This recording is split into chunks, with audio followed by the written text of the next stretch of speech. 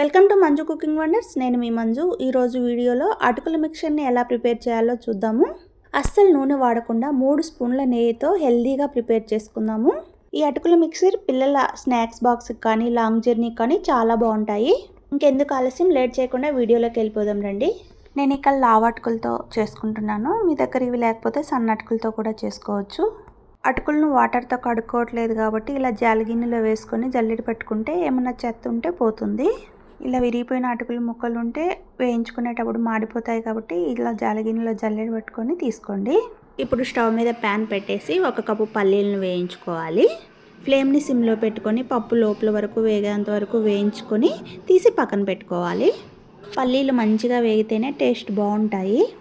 అదే ప్యాన్లో 1/2 కప్పు పుట్నాల పప్పు వేసుకొని 1 నిమిషం పాటు ఫ్లేమ్ని సిమ్లో పెట్టుకొని వేయించుకొని పక్కకు తీసుకోవాలి. ఇలా వేయించడం వల్ల పప్పు కరకరలాడుతూ ఉంటుంది. ఇప్పుడు అదే ప్యాన్లో 1 టేబుల్ స్పూన్ నెయ్యి వేసుకొని నెయ్యి కాగిన తర్వాత కొన్ని జీడిపప్పులు వేసుకొని వేయించుకోవాలి. ఈ జీడిపప్పులను గోల్డెన్ బ్రౌన్ కలర్ వచ్చేంత వరకు వేయించుకొని తీసుకోండి. ఇదే నెయ్యిలో కిస్మిస్ని కూడా వేసుకొని వేయించుకోవాలి. ఈ కిస్మిస్ ఈ మిక్సర్లో చాలా టేస్టీగా ఉంటాయి.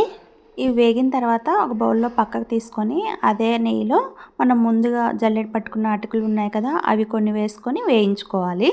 మొత్తం ఒకేసారి వేసామంటే అవి సరిగా వేగవు, టైం కూడా ఎక్కువ పడుతుంది. మీడియం ఫ్లేమ్లో క్రిస్పీగా అయ్యేంత వరకు ఫ్రై చేసుకోవాలి. ఇవి ఒకసారి వేగినాయో లేదో చూద్దాము.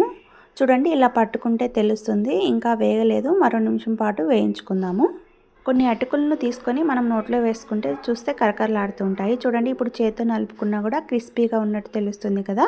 ఇప్పుడు ఫ్లేమ్ని లోలో పెట్టుకొని వీటిని మరో ప్లేట్లోకి ట్రాన్స్ఫర్ చేసుకోవాలి. తర్వాత అదే ప్యాన్లో మరో టేబుల్ స్పూన్ నెయ్యి వేసుకొని మిగిలిన అటుకులను కూడా వేసుకొని వేయించుకోవాలి. మీరు కావాలంటే ఆయిల్తో అయినా వేయించుకోవచ్చు. వీటిని కూడా క్రిస్పీగా వేయించుకోవాలి. మీకు మీడియం ఫ్లేమ్లో మాడిపోతాయి అనుకుంటే లో ఫ్లేమ్లో పెట్టుకొని వేయించుకోండి. ఇవి క్రిస్పీగా వేగిన తర్వాత 1 టేబుల్ స్పూన్ షుగర్ వేసుకోవాలి.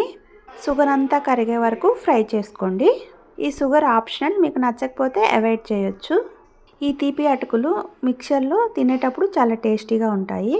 వేయించుకున్న అటుకులన్నింటినీ ఒక బౌల్లోకి తీసుకున్నాం కదా, అందులో వేయించుకున్న కిస్మిస్, పల్లీలు, జీడిపప్పు, పుట్నాల పప్పు అన్నీ వేసి కలుపుకొని పక్కన పెట్టుకోవాలి. ఇప్పుడు స్టవ్ ఆన్ చేసి ప్యాన్ పెట్టుకొని మరో టేబుల్ స్పూన్ నెయ్యి వేసి నెయ్యి వేడైన తర్వాత కరివేపాకు, ఎండుమిర్చి, వెల్లుల్లి మంచిగా ఫ్రై చేసుకోవాలి. ఎండుమిర్చి, వెల్లుల్లి, కరివేపాకు బాగా వేగిన తర్వాత 1 టీ స్పూన్ పసుపు వేసుకొని వేయించుకోవాలి. పసుపు వేసి కాసేపు వేయించుకున్న తర్వాత మనం ముందుగా వేయించుకున్న అటుకుల మిక్చర్ని వేసి కలుపుకోవాలి. ఇలా బాగా కలుపుకున్న తర్వాత ఇప్పుడు ఇందులో రుచికి సరిపడినంత సాల్ట్ వేసుకోవాలి. 1/2 tablespoon salt, 1/4 teaspoon కారం వేసుకుంటున్నాను.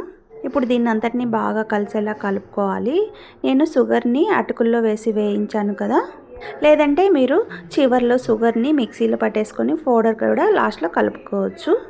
అంతే, ఎంతో టేస్టీ అటుకుల మిక్చర్ రెడీ. మీరు కూడా ఈ రెసిపీని ట్రై చేయండి. మీ పిల్లలకి స్నాక్స్ టైంలో ఇలాంటివి పెట్టండి, హెల్తీగా ఉంటాయి. మీకు నచ్చితే లైక్ చేసి సబ్స్క్రైబ్ చేసుకోండి. Thanks for watching friends.